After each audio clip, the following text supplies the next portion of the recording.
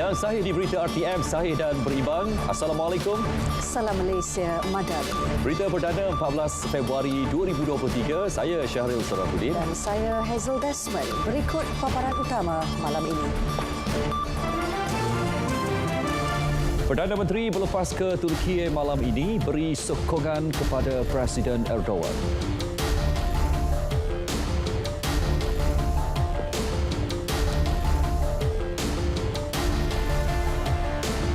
Tambah hasil kaji semula kaedah perbelanjaan awam antara langkah tangani isu hutang negara.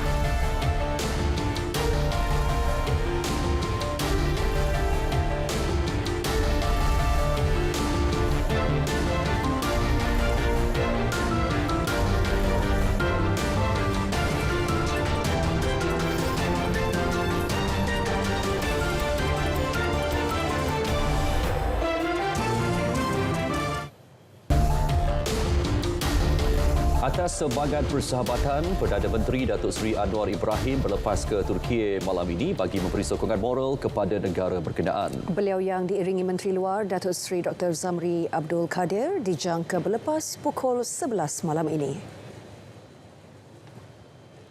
Saya ingat sahabat-sahabat harus ada untuk berikan semangat dan dukungan bukan saja kepada beliau sebagai presiden tapi juga kepada rakyat walaupun kita tidak boleh buat apa-apa. Jadi saya mulanya enggan pergi kerana saya fikir dah smart team dah hantar hospital dah pergi mungkin, tetapi saya lihat kesan kepada presiden dan pimpinan itu dia rasa sahabat-sahabat harus bersama. Itulah sebab saya akan pergi bersama dengan Menteri Luar dan Menteri yang jaga NADMA. Beliau berkata demikian selepas mengadakan perjumpaan bersama ahli Dewan Negara di Parlimen. Malaysia merupakan antara negara terawal dalam menghulurkan bantuan kemanusiaan kepada negara tersebut. Sebelum ini, beberapa pasukan keselamatan seperti Pasukan Mencari dan Menyelamat Khas Malaysia SMART, ATM dan bomba telah dihantar bagi membantu usaha mencari dan menyelamat. Bantuan kerajaan terhadap Turki adalah bagi membalas jasa baik negara itu yang banyak membantu Malaysia ketika berdepan pandemik COVID-19. Menurut Perdana Menteri Datuk Seri Anwar Ibrahim, ia juga berikutan kejadian gempa bumi yang berlaku itu adalah kejadian buruk dalam sejarah. Mengapa kita berikan tumpuan yang khusus? Kerana malapetaka ini paling teruk dalam sejarah selain daripada tsunami yang berlaku di Aceh, dan pesan kematian dan kerusakan itu memang masih diperkirakan dan jumlah jauh mengatasi apa yang diunjurkan sebelum ini. Keduanya untuk Turki secara khusus itu negara yang banyak sekali membantu negara kita. Kita tahu umpamanya MAHB yang mengoperasi airport di sekitar Istanbul, dan bila menerima keadaan kerugian besar setelah COVID, itu dibantu dengan dana yang besar oleh Turki. Ya. Jadi saya mahu rakyat juga tahu ini bukan hubungan biasa, kerana pertamanya sahabat, keduanya sangat dekat dengan kita, dan ketiganya bila keadaan syarikat kita itu mengalami permasalahan besar, itu dibantu luar daripada kaedah dan pertimbangan biasa yang mencecah jumlah yang agak besar. Beliau berkata demikian pada Majlis Sumbangan Dana Bencana di Kompleks Seri Perdana Putrajaya. Turut hadir Timbalan Perdana Menteri Datuk Seri Ahmad Zahid Hamidi dan Menteri Luar Datuk Seri Dr. Zamri Abdul Kadir. Lebih 25 juta ringgit berjaya dikumpulkan bagi meringankan beban mangsa tragedi gempa bumi Turki dan Syria. Sumbangan terbesar diterima daripada Yayasan Al-Bukhari berjumlah 10 juta ringgit, Gabungan Dewan Perniagaan dan Perindustrian Cina Malaysia 4.4 juta ringgit, Brahim Dewina Group 3 juta ringgit dan YTL Corporation Berhad 2 juta ringgit. Di Dewan Rakyat, Perdana Menteri berkata bagi bantuan menyelamat, perbelanjaan keseluruhan yang diluluskan adalah sebanyak RM4 juta. Ia bagi membiayai operasi setiap pasukan dengan menggunakan peruntukan kumpulan wang amanah bantuan bencana negara.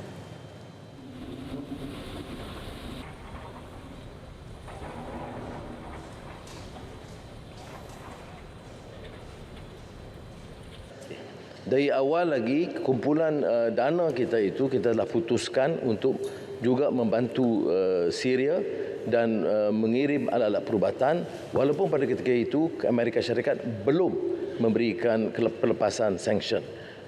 Soal kemanusiaan dan bantuan kepada mereka itu kita tidak menghiraukan dasar Amerika. Kerajaan Malaysia dan dalam mesyuarat kita dalam sejak minggu lalu telah menetapkan bahawa kita tetap akan mengirim pasukan membantu sebaik saja ada sambutan daripada kerajaan Suria. Tetapi yang telah diputuskan ialah dana dan alat-alat perubatan dan paling akhir Menteri Pertahanan menjelaskan untuk membawa satu kelengkapan hospital daripada Kementerian Pertahanan tentera untuk dipasang di Syria. Angka korban di Turki dan Syria kini melebihi 35,000 dan jumlah itu dijangka terus meningkat. Selepas lebih seminggu, harapan untuk menjumpai mangsa yang terselamat di bawah runtuhan juga semakin pudar. Selain bergelut bisi menyelamat, pihak berkuasa juga berdepan masalah kebajikan lebih sejuta mangsa yang terselamat di tempat perlindungan sementara. Kecewa dan kehilangan tempat tinggal, mangsa gempa berkata bantuan kemanusiaan juga terlalu lambat tiba di lokasi terjejas gempa. Mangsa juga mendakwa tindakan balas kecemasan yang perlahan dan kekurangan persediaan mendedahkan mereka kepada risiko penularan jangkitan penyakit. Walau bagaimanapun, Menteri Kesihatan Fahrettin Koca berkata bantuan perubatan dan vaksin rabies dan tetanus telah dihantar ke zon gempa sejak awal kejadian. Selain kemudahan farmasi bergerak juga sudah beroperasi di kawasan terjejas. Kerajaan pula berusaha menangani kritikan terbuka mengenai kecekapan pengurusan bencana.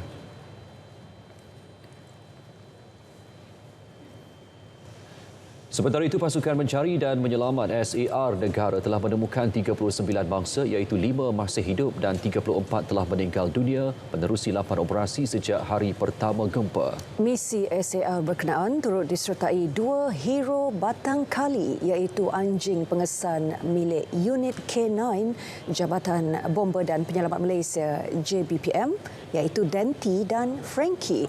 Pengendali haiwan tersebut, Pegawai Bomba Tony Albert Mani dan YT Bagaran memaklumkan Denti dan Frankie fokus mendengar arahan untuk ke kawasan mana yang perlu dihidu dan rekahan mana yang perlu dimasuki. Tibagaran yang mengendalikan Frankie berkata kedua-dua anjing berkenaan mampu menyesuaikan diri dengan cuaca di Nur Dagi yang mencecah sehingga negatif 10 darjah Celsius ketika waktu malam. Sejak awal operasi, Denti dan Frankie ditugaskan bersama pasukan MAS-01 Smart dan MAS-10 dalam operasi SAR di beberapa lokasi runtuhan. Ketua Komander Pasukan Khas Operasi Taktikal dan Penyelamat Malaysia STORM JBPM Ismail Abdul Ghani berkata selain 2 ekor anjing pengesan, beberapa peralatan khas misi SAR turut digunakan, antaranya alat pengesan, alat pemotong besi keluli, penyendal, penampung beban sementara dan alat pemecah konkrit. 30 orang daripada pegawai Jabatan Bomba dan Penyelamat Malaysia ingin mengucapkan ribuan terima kasih kepada seluruh rakyat Malaysia atas doa dan harapan atas usaha kami yang berada di Turki untuk membantu dan menyelamat mangsa-mangsa keruntuhan bangunan gempa bumi di Turki. Terima kasih.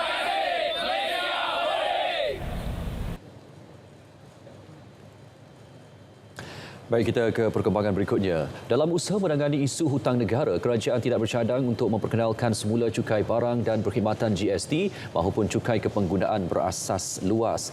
Sebaliknya, jelas Perdana Menteri Datuk Seri Anwar Ibrahim langkah memperketat pengurangan subsidi bagi golongan kaya akan dilakukan. Itu yang betul, kita tidak bercadang untuk memperkenalkan GST ataupun cukai yang kepenggunaan berasas luas, iaitu broad-based consumption tax. Yang kita akan perketatkan adalah pengurangan subsidi bagi golongan kaya seperti mana dilakukan dalam isu subsidi elektrik. Seperti mana saya jelaskan di Dewan ini dalam sesi yang lalu, walaupun ada keputusan kerajaan sebelum ini untuk menaikkan tarif elektrik, kerajaan sekarang telah membatalkan cadangan itu dan mengenakan hanya kepada golongan T20 iaitu MNCs dan syarikat besar, melainkan syarikat yang melibatkan diri dalam isu food security. Dengan langkah kerajaan tersebut, pelabur dari dalam dan luar negara juga yakin untuk melabur sekaligus mampu memulihkan ekonomi negara. Datuk Seri Anwar menjawab pertanyaan tambahan Ahli Parlimen Talping Wong Kah Woo. Peruntukan undang-undang lebih ketat bagi melindungi pemberi maklumat mengenai kes rasuah dan kesalahan tata kelola sedang diteliti. Datuk Seri Anwar berkata ia merupakan antara fokus utama beliau kerana terdapat ramai pemberi maklumat berasa tidak selamat untuk melaporkan kes-kes berkenaan kerana mendapat tekanan. Cuma ada pandangan daripada pihak perundangan yang menyatakan ini bukanlah memberi laluan kepada mana-mana pihak untuk membuat tuduhan palsu ataupun fitnah. Jadi dibedakan dengan usaha memberikan fakta dan saya setuju dengan kesaan dan ini akan kita bentangkan kalau selewat-lewatnya diharap dalam sesi akan datang. Beliau menjawab soalan tambahan Masjid Tanah Datuk Mas Ermiyati Samsudin. Berhubung pertanyaan asal Tawau Lo Sufui mengenai strategi penambahbaikan SPRM, Datuk Seri Anwar berkata SPRM kini fokus dalam melaksanakan siasatan terhadap kes-kes rasuah berskala besar. Ia bagi memulihkan imej negara dan meningkatkan keyakinan rakyat. Proses mengembalikan Akta Perkhidmatan Parlimen perlu dipercepatkan bagi memastikan Parlimen bebas daripada kuasa eksekutif. Perdana Menteri berkata usaha transformasi Parlimen itu juga penting bagi mengekalkan demokrasi dan kebebasan bersuara. Kita mahu Dewan ini dimanfaatkan untuk mengemukakan pandangan untuk menjadikannya sebagai sesuatu yang lebih fungsional. Maka yang disebut tentang usul reform dan langkah-langkah memperbaiki itu saya alu-alukan. Malah saya telah buat perakuan dulu sejak saya jadi Ketua Pembangkang termasuk pindaan tentang Akta Perkhidmatan yang telah dibatalkan dulu dan mahu dihidupkan semula. Akta Perkhidmatan Parlimen diperkenalkan pada 1963 namun dimansuhkan pada 1992. Akta berkenaan membuka jalan kepada Dewan Rakyat untuk bertindak sebagai badan bebas. Datuk Seri Anwar berkata demikian semasa sesi pertemuan dengan ahli Dewan Negara di Parlimen. Hadir bersama Yang di-Pertua Dewan Negara Tan Sri Dr. Rais Yatim. Sebanyak 197 kandungan di pelbagai platform media sosial diturunkan pada bulan lepas kerana melanggar etika penggunaan medium berkenaan. Menurut Menteri Komunikasi dan Digital Fahmi Fadzil, daripada jumlah itu, 101 kandungan adalah dari platform TikTok. Setakat hari ini, KKD tidak memohon tindakan untuk menutup atau menyekat mana-mana akaun pengguna media sosial tersebut. Sebaliknya, hanya menurunkan kandungan yang dimuat naik.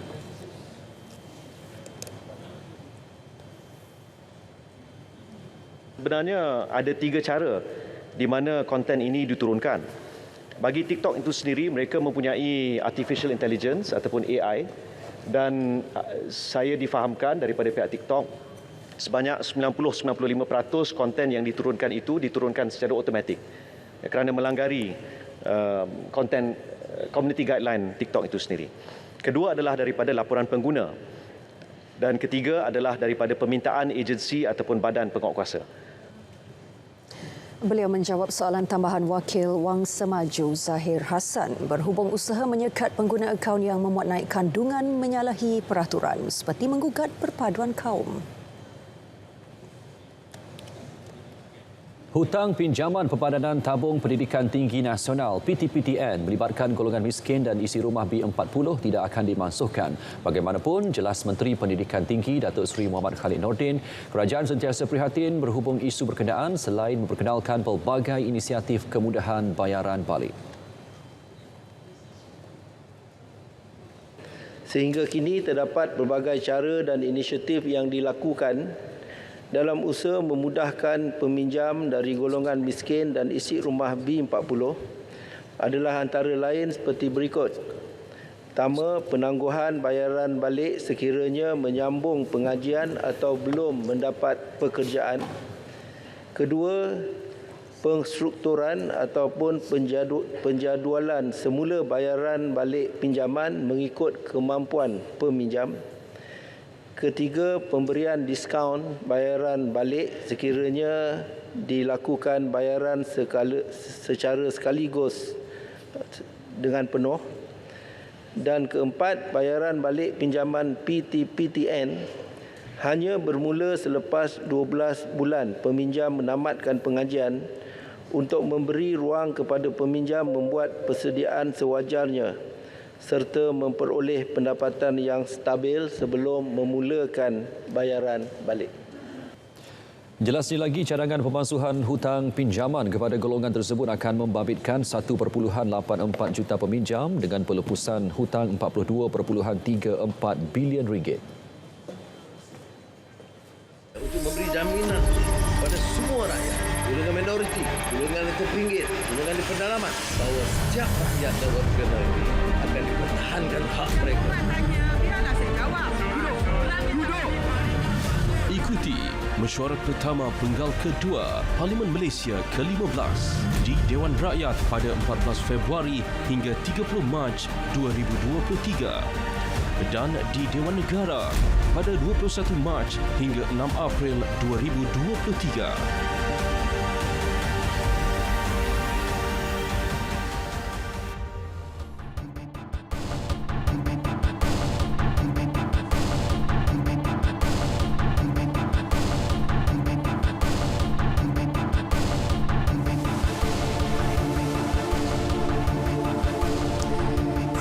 Secara rasmi melancarkan model Azia serba baharu hari ini. Azia generasi kedua tampil bergaya dengan pelbagai ciri teknologi canggih selain lebih lebar.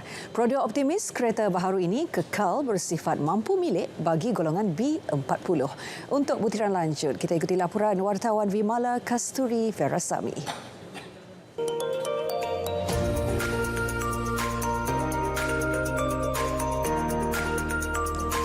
Azia 2023 dibina berlandaskan platform Daihatsu New Global Architecture DNGA dengan meningkatkan keupayaan pemanduan. Selain itu, kereta baharu ini menawarkan ciri pencegahan berlepas lorong, lampu hadapan dan isyarat LED. Malaysian, consumer, they appreciate the technology and also the value proposition that we give, and we provide for this model. Azia 2023 mempunyai 4 varian yang dijual dengan harga bermula dari RM38,600 hingga RM49,500 seunit di semenanjung Malaysia dan tanpa insuran. Azia pertama dilancarkan pada 2014 dan Azia baru ini dilancarkan tahun ini dengan meningkatkan kecekapan, keselesaan dan juga keselamatan. Sasaran jualan Azia baharu ini sebanyak 5,700 unit sebulan menjadikan sasaran pengeluaran tahunannya melebihi 82,000 unit. Vimala Kasturi Verasami, RTM.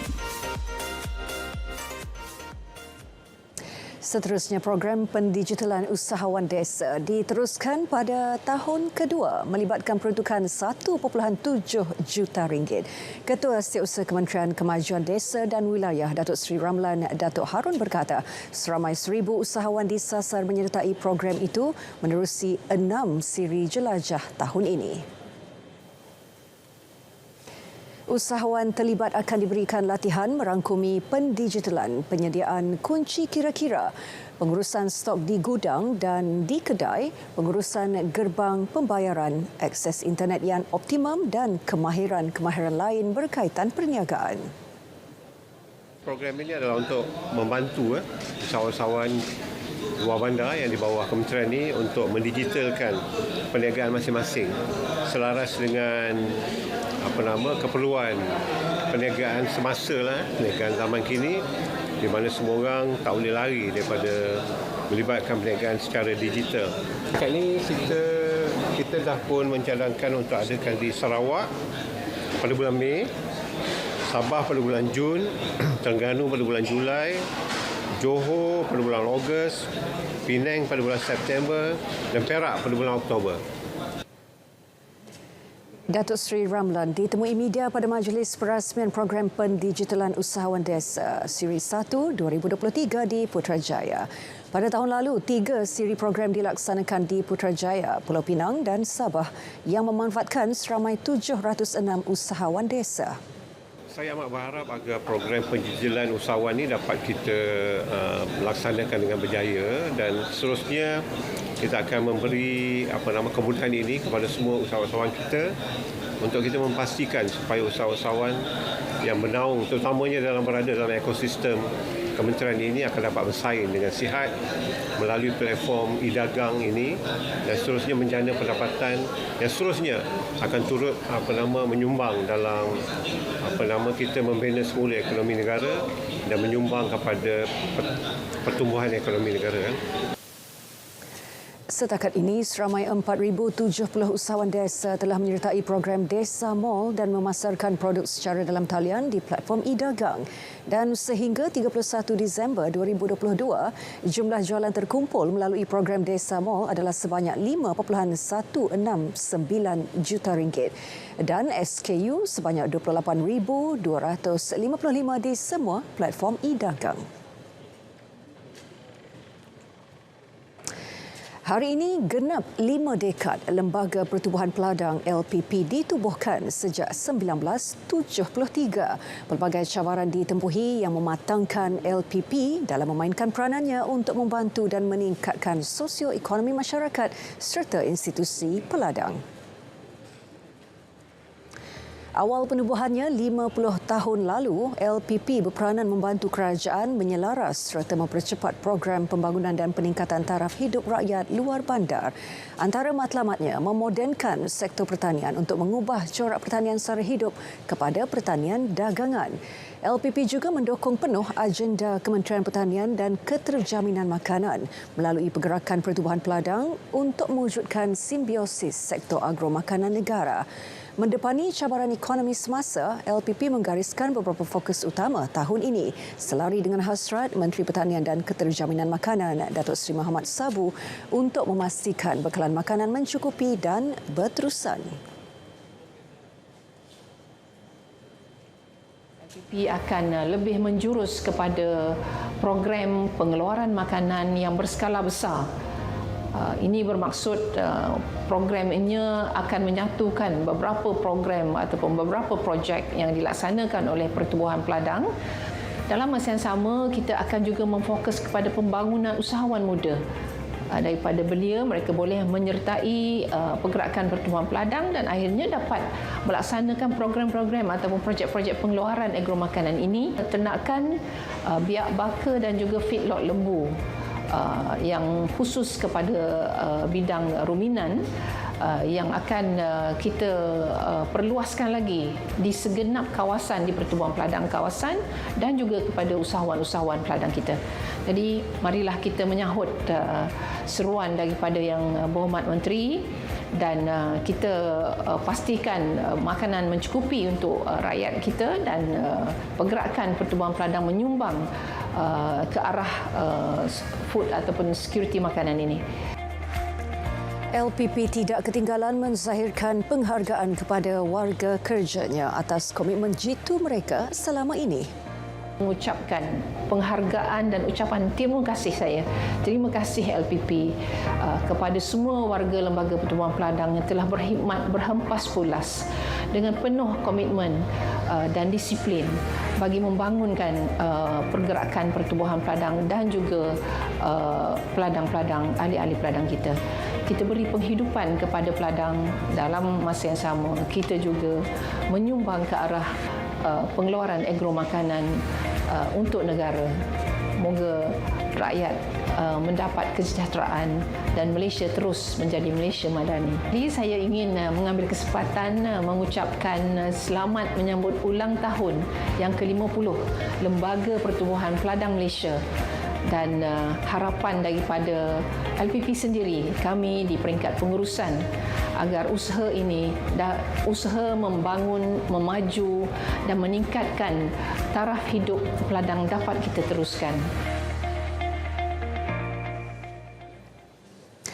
Majlis Amanah Rakyat MARA menerusi platform BIS Network berjaya membimbing seramai 847 usahawan secara dalam talian dengan nilai jualan RM15.8 juta setakat ini.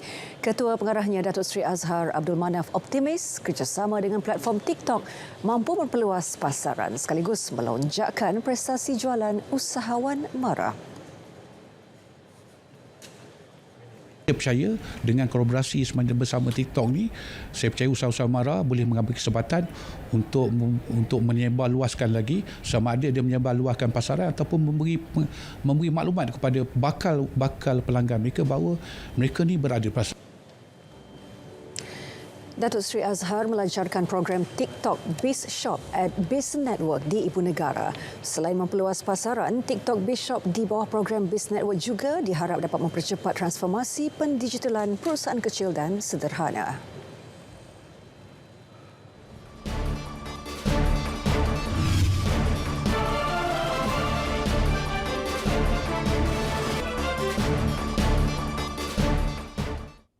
Assalamualaikum dan salam hormat kepada semua penonton sama Map Malaysia untuk kita ikuti perkembangan cuaca pada malam ini.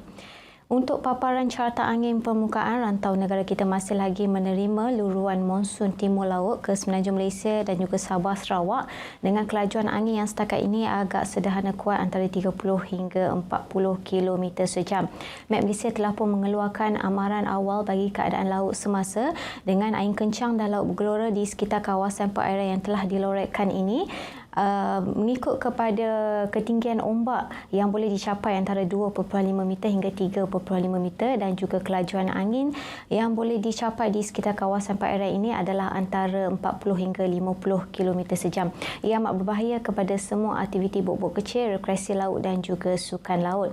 Kita perhatikan pula kepada paparan imej gema radar semasa. Tinjauan terkini menunjukkan keadaan hujan lebat yang sedang berlaku di beberapa kawasan di sekitar Semenanjung Malaysia yang melibatkan negeri-negeri pantai barat Semenanjung Malaysia dan juga di sekitar pedalaman negeri Pahang serta selatan negeri Terengganu. Keadaan ini dijangkakan akan beransur reda menjelang tengah malam nanti. Untuk Sabah dan Sarawak pula, kelembapan yang tinggi lebih fokus kepada bahagian Miri, Limbang, Sarawak dan juga di sekitar pedalaman negeri Sabah yang dijangkakan akan beransur reda dalam tempoh 2 jam dari sekarang. Met Malaysia juga telah mengeluarkan amaran awal bagi hujan berterusan peringkat waspada iaitu dijangkakan akan berlaku dalam tempoh 1 hingga 3 hari melibatkan negeri Sabah di sekitar bahagian Kudat, Sandakan dan juga Tawau bermula pada 15 hingga 17 Februari 2023. Sehubungan dengan itu, kami menasihatkan orang awam agar sentiasa berwaspada dan bersiap siaga untuk sebarang kemungkinan yang berpotensi untuk berlaku di sekitar kawasan-kawasan yang berkedudukan rendah terutamanya. Kita teruskan kepada sebarang maklumat terkini berkenaan dengan cuaca. Anda boleh layari laman sesawang kami di www.met.gov.my dan terus kepada laman sosial rasmi Met Malaysia. Kita teruskan kepada paparan ramalan cuaca bagi bandar-bandar utama di seluruh Malaysia sepanjang hari esok. Saya Farah Halim.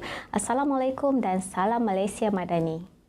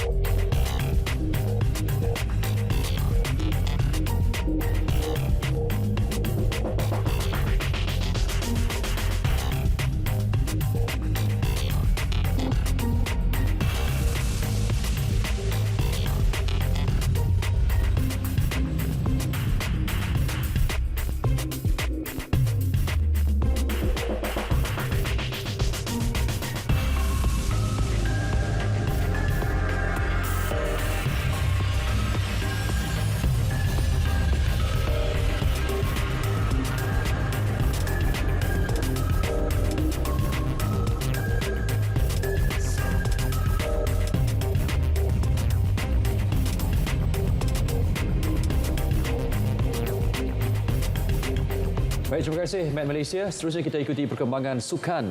Bersama rakan penyampai, Nazri, teruskan. FM sahkan tiada aksi skuad bawah 23 pada Sukan Asia 2022. Jurgen Klopp tarik nafas lega, The Red mula dapat rentak.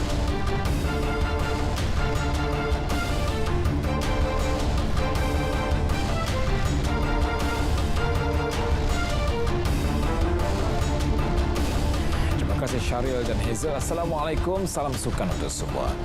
Tiada aksi skuad muda bola sepak kebangsaan pada kempen Sukan Asia 2022 di Hangzhou, China. Perkara tersebut disahkan Presiden Persatuan Bola Sepak Malaysia FM, Dato' Hamidin Mohamad Amin. Jelas beliau keputusan itu dibuat kerana skuad E. Alvarasan perlu memberi keutamaan kepada kelayakan Piala Asia bawah 23 2024 pada September ini. Selain kelayakan Piala Asia bawah 23, skuad E. Alvarasan juga perlu memberi fokus kepada dua lagi kejuaraan penting termasuk Sukan Si Kemboja dan Piala EFF.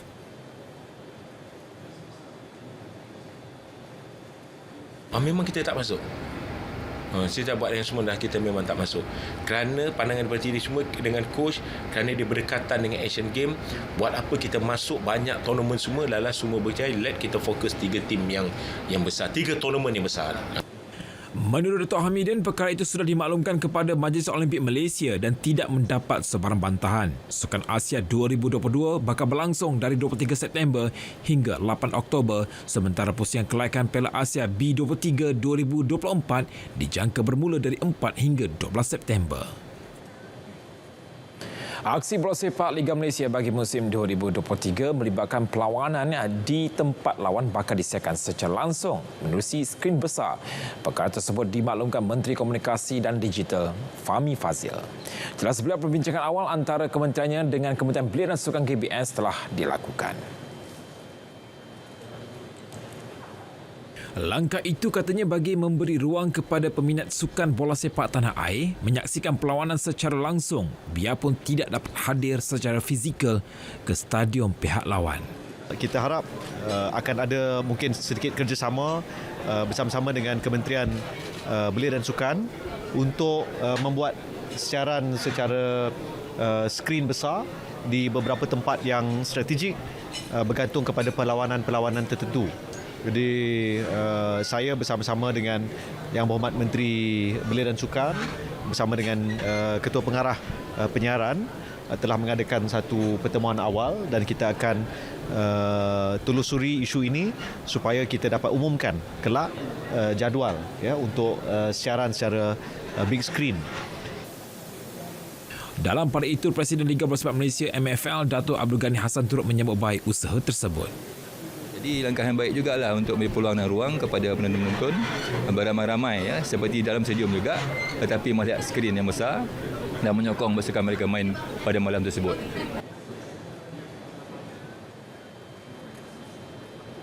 Terdahulu, Radio Televisi Malaysia RTM secara rasmi diumum sebagai rakan penyiar Liga Malaysia 2023. Menteri Komunikasi dan Digital Fahmi Fazil berkata RTM akan menyiarkan secara langsung 75 perlawanan Liga M 2023 termasuk perlawanan Piala Subangsih, Liga Super, Piala FA dan Piala Malaysia.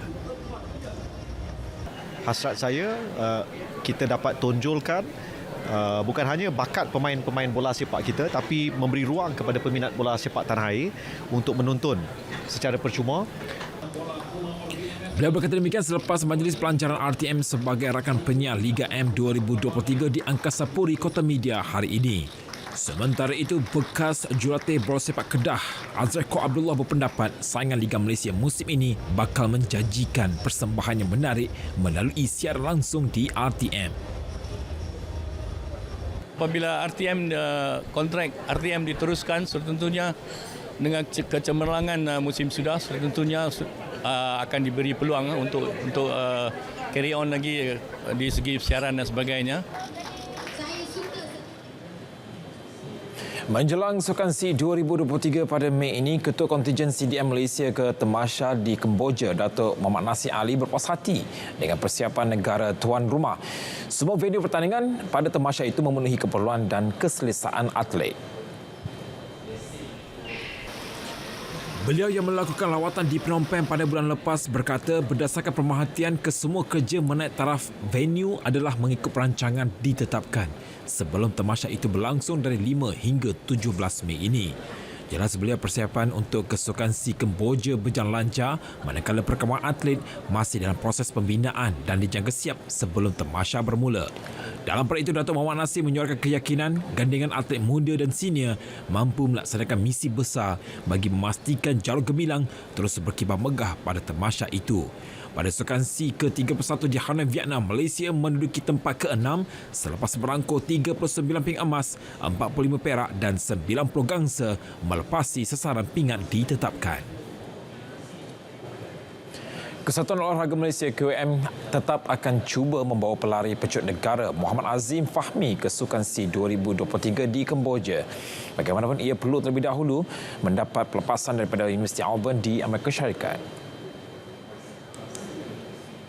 Mengerusi jawatan kuasa kejurulatihan dan latihan KOM, Datuk Mark Lim berkata beliau sendiri akan ke Amerika Syarikat untuk mengadakan perbincangan dengan pihak universiti tersebut pada bulan depan.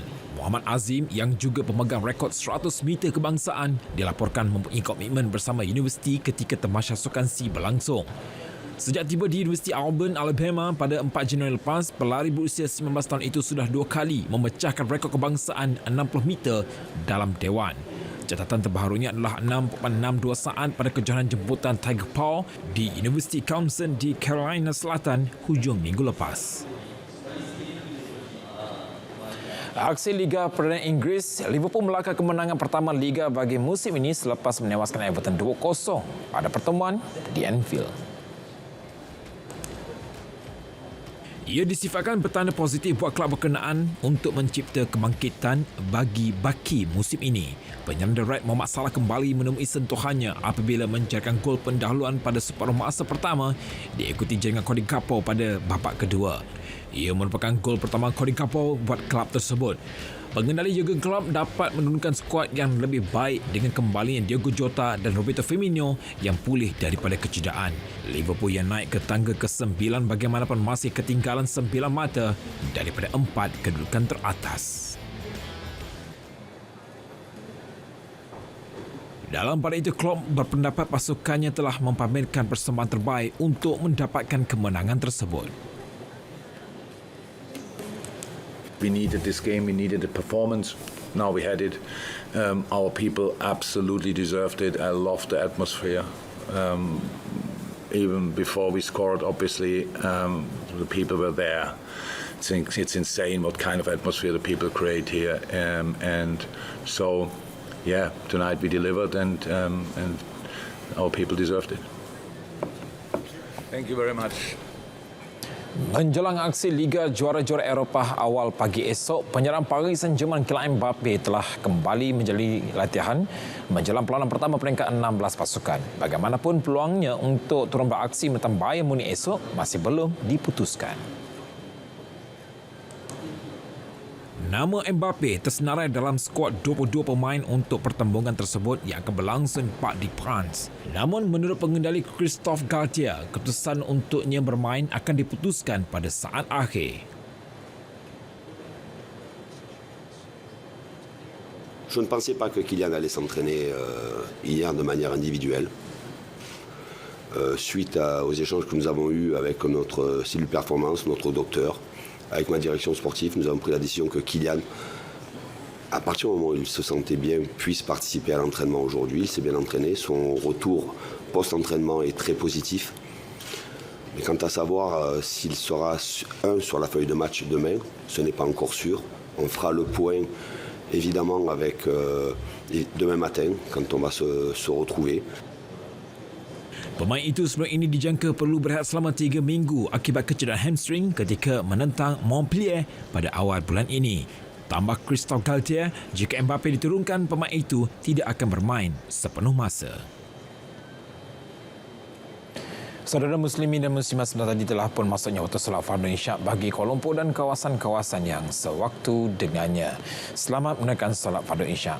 Kita balik ke perkembangan sukan Formula 1. Juara dunia 2 kali Fernando Alonso optimis dengan kemampuan pasukan baharunya Aston Martin dalam misi memburu kedudukan podium pada musim ini. Alonso 41 tahun berkata pasukan itu memiliki misi dan visi yang jelas untuk muncul sebagai pencabar utama. Bagaimanapun untuk musim ini jelasnya masih terlalu awal untuk mereka mencabar pasukan gergasi seperti Mercedes, Ferrari dan Red Bull. The aim is to get closer and closer during the season, hopefully to fight for some podiums if possible. But let's not be too optimistic, and we want to make sure that this team is winning races and championships in the future. I think in 2023 we have to start from scratch nearly with this new project and work from there. Alonso berkata demikian ketika majlis pelancaran jentera baharunya AMR23 di Ibu Pejabat Silverstone di England. Bekas pemandu pasukan Renault, McLaren dan Ferrari itu telah merakam 32 kemenangan sepanjang kerjanya. Bagi saingan musim ini, Alonso akan bergandingan dengan pemandu muda Lance Stroll yang juga anak kepada pemilik pasukan Aston Martin. Seri perlombaan basikal jelajah Oman, pelumba Amerika Syarikat Matteo Jorgensen meraih kemenangan profesional jelajah pertamanya selepas mengungguli saingan peringkat ketiga sejauh 152 km dari Al-Khobar ke Jabal Ahad. Kemenangan itu menyaksikan Jorgensen yang mewakili pasukan Movistar kini muncul pendahulu keseluruhan. Penunggang berusia 23 tahun itu berjaya memasuki kelompok hadapan kira-kira 5 km sebelum garisan penamat. Jorgensen kemudian melakukan pecutan pada 200 meter terakhir ketika menaiki bukit untuk menewaskan Mauricio Vansinen daripada pasukan Sauda Quick-Step dengan hanya 2 saat. Secara keseluruhan, Jorgensen kini muncul pendahulu dengan kelebihan 6 saat di hadapan Vansinen. Perlombaan peringkat keempat akan berlangsung melibatkan laluan sejauh 205 km dari Izki ke Bukit Yiti dan akan berakhir pada Rabu. Edisi Sukan 14 Februari 2023 melaporkan tiranya. Untuk perkembangan seterusnya kembali semula bersama Syahrir dan Hazel.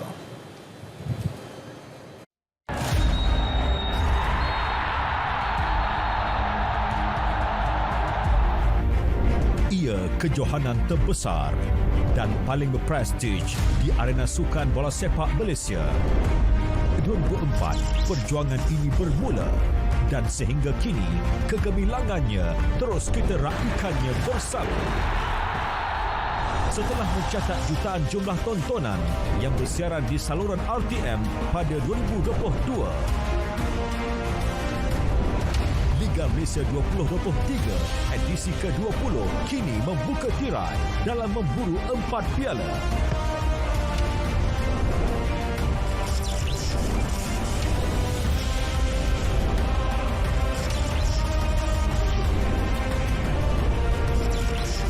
Memulakan aksi dengan sepak bola perlawanan sumbangsi merebut Piala Sultan Haji Ahmad Shah dengan Johor Darul Takzim bertemu Terengganu FC.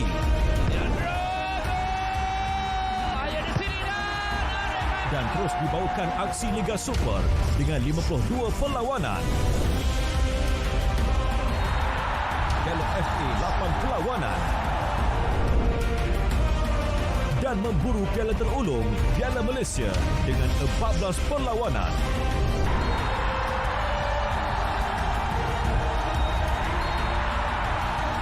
Kenapa perlu bayar jika anda boleh saksikan kesemua 75 perlawanan ini secara percuma di saluran RTM? Juga dibawakan secara penstriman langsung di RTM Klik. Liga Malaysia 2023 bersama RTM, rakan penyiar MFL Liga Malaysia 2023.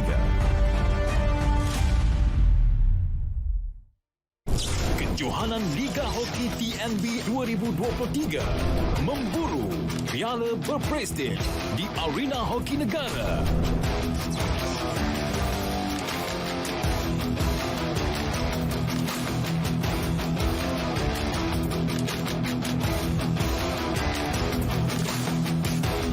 Kejohanan Liga Hoki TNB 2023. Eksklusif hanya di RTM.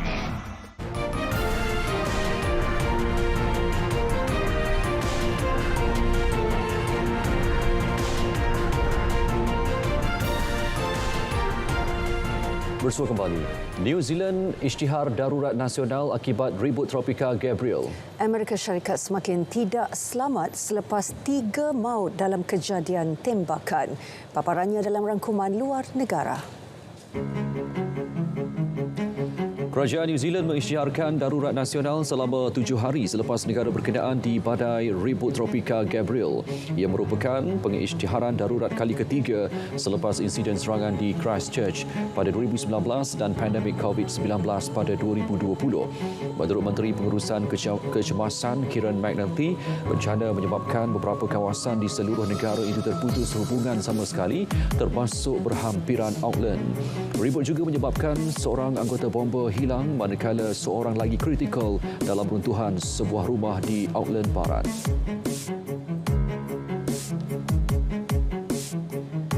Sekurang-kurangnya 3 maut dan 5 cedera dalam kejadian tembakan di Michigan State University. Kejadian membabitkan seorang suspek yang melepaskan tembakan di 2 lokasi, iaitu di bangunan akademik Berkeley Hall dan bangunan Kesatuan University. Usaha memburu suspek lelaki giat dijalankan dan polis menasihatkan pelajar dan penduduk di sekitar kawasan kejiranan berhampiran kampus berlindung di tempat tertutup dan tidak meninggalkan kediaman mereka. Polis juga mengarahkan semua aktiviti kampus termasuk kegiatan olahraga dan kuliah dibatalkan selama 48 jam. Tentera Amerika Syarikat mendedahkan telah menemui kepingan elektronik termasuk Pandaria utama dipercayai berfungsi untuk pengumpulan risikan daripada belon China yang ditembak 4 Februari lalu. Kesemua bahan dan sebahagian besar struktur belon berkenaan ditemui di lokasi belon tersebut jatuh, iaitu di luar pantai Carolina Selatan.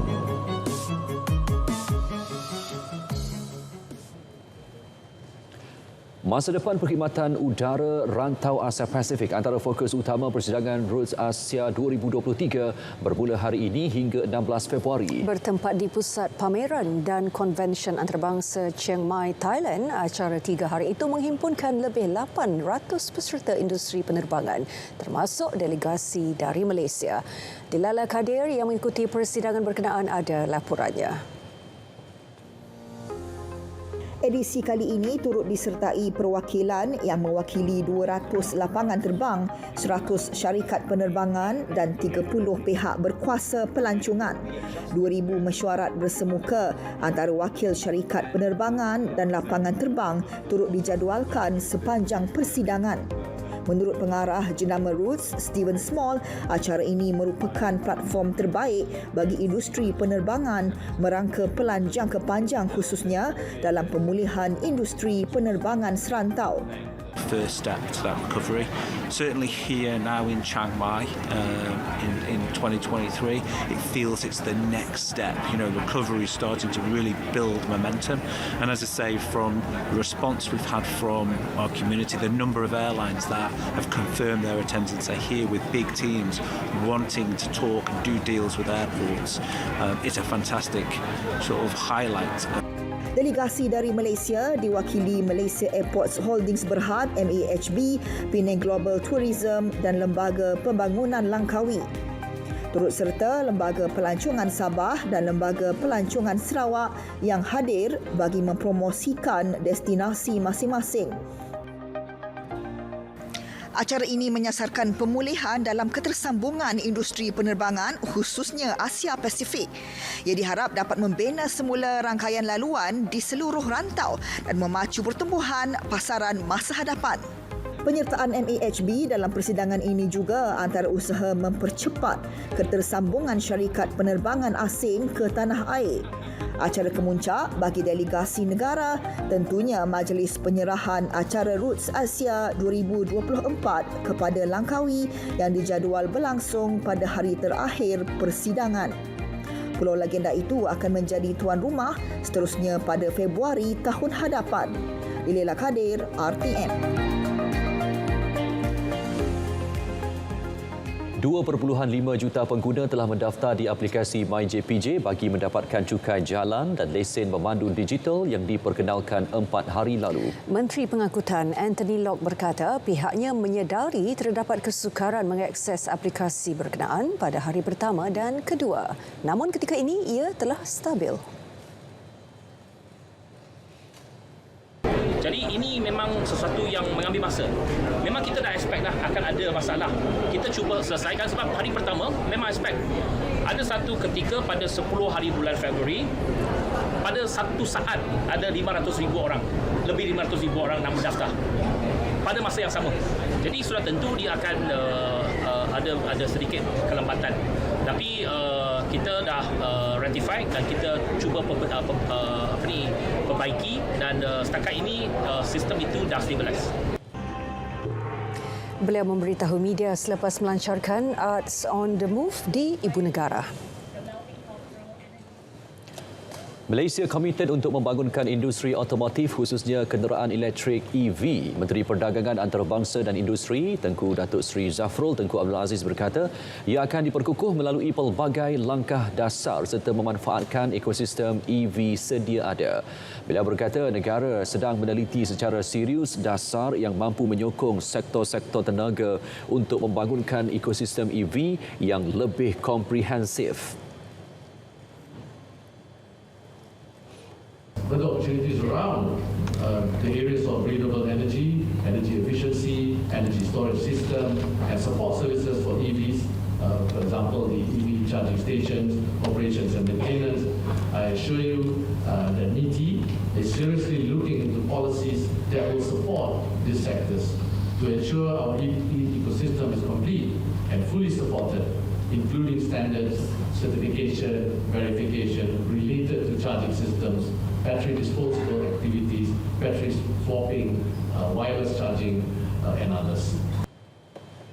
Mengulas pertumbuhan industri EV, sebanyak 26 projek bernilai 14.7 bilion ringgit telah diluluskan Lembaga Pembangunan Pelaburan Malaysia MIDA meliputi pemasangan, pembuatan komponen alat ganti dan pengecasan. Kementerian juga menyasarkan 10,000 kemudahan pengecasan awam terdiri daripada 9,000 unit jenis arus ulang-alik dan 1,000 unit jenis arus terus. Beliau berkata demikian pada persidangan EV Malaysia 2023, anjuran bersama MIDA dan Malaysia Automotive Robotics and IoT Institute di Ibu Negara.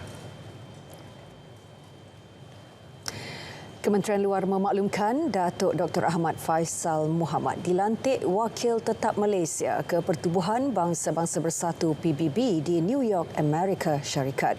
Sementara itu, Nur Izzah Wong Mi Chu pula dilantik sebagai Wakil Tetap Malaysia ke Pertubuhan Negara-Negara Asia Tenggara ASEAN di Jakarta, Indonesia. Menerusi satu kenyataan, Datuk Dr. Ahmad Faisal berkelulusan Dr. Falsafah dalam bidang hubungan antarabangsa dari London School of Economics and Political Science di United Kingdom. Beliau memulakan perkhidmatan sebagai pegawai tadbir dan diplomatik pada 1994 dan berpengalaman sebagai Wakil Tetap Malaysia ke PBB di Geneva, Switzerland sejak 2019. Selain itu, beliau pernah dilantik Duta Besar Malaysia ke Myanmar pada 2011 sehingga 2014. Sementara itu, Nur Izzah pula berkelulusan sarjana dalam bidang strategi dan diplomasi dari Universiti Kebangsaan Malaysia UKM dan menyertai perkhidmatan awam pada 1996. Beliau merupakan Pesuruhjaya Tinggi Malaysia ke New Zealand sejak tahun 2018 dan ditauliahkan serentak ke Cook Island dan Samoa. Menteri Luar Negeri Datuk Seri Dr. Zamri Abdul Kadir menyerahkan surat pelantikan kepada mereka di Wisma Putra hari ini.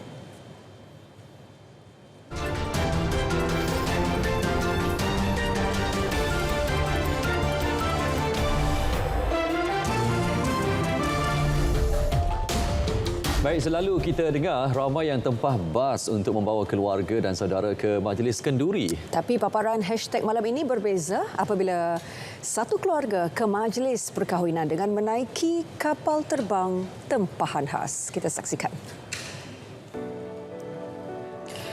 Ya, kebiasaannya bas atau van menjadi pilihan untuk tempahan membawa keluarga ke majlis perkahwinan. Namun tindakan pengantin lelaki dari India ini amat mengujakan apabila menempah sebuah kapal terbang untuk membawa keluarga ke majlis perkahwinannya. Video yang dikongsi di laman Instagram miliknya ini membuatkan warga net tertanya-tanya berapa kos penempah kapal terbang terbabit.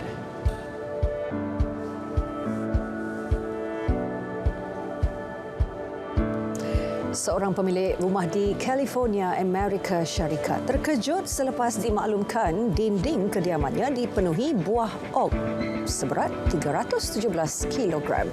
Ia terbongkar selepas pekerja perkhidmatan kawalan serangga perosak yang memeriksa dinding tersebut menemui timbunan buah berkenaan.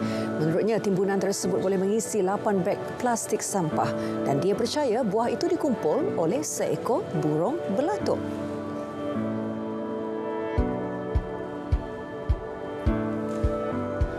Dan ini pula bukti manusia miskin budi bahasa itu benar dan wujud. Menerusi satu klip video berdurasi 50 saat, tindakan pemilik sebuah SUV mewah melempar duit ke tanah selepas mengisi petrol adalah amat tidak bermoral. Seorang attendant wanita yang dilihat mengambil duit bayaran dan juga kecewa dengan layanan tersebut. Tindakan pemilik kenderaan itu turut mencetuskan kemarahan warga net.